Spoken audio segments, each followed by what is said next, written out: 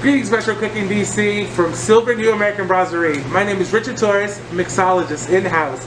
I am so excited to be able to make to you our winter seasonal cocktail. We're actually going to make a mochaccini. It's one of my favorites on our menu currently.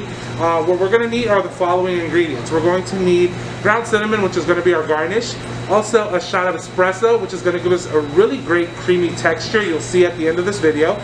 We're going to get some chocolate syrup. And of course, to booze it up, we're going to be using a Bailey's Irish Cream and a double espresso Van Gogh vodka. Alright, so what we're going to do is we're going to take our shot of espresso and we're going to pour that right into our shaker tin. Leave that to the side.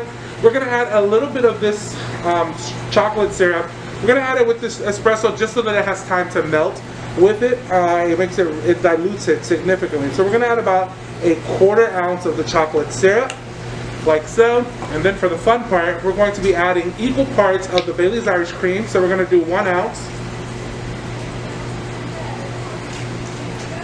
right in there, and the double espresso Van Gogh vodka. All right.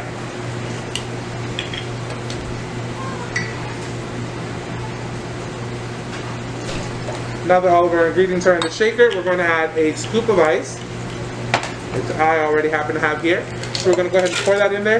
We're going to close this up and we're going to give it a shake. We're going to go over our shoulder, make sure that that ice touches the bottom and the top of the tin to get it nice and crushed.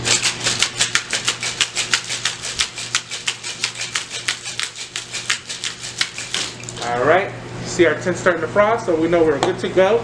Before we pour that cocktail, we are going to decorate our glass with a little bit of syrup, just to give it a nice, fun, chocolatey and decadent look. So it's going to go across the rim of this glass, like so. And then we are going to strain our cocktail.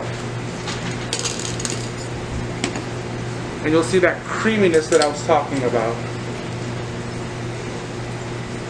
It's going to go right in there, create a really great coffee creamy froth right on top. And then we're just going to take that ground cinnamon and just go over it right on the top, just a little bit, coat the top, and there you have it, folks, a delicious mochaccini. Cheers.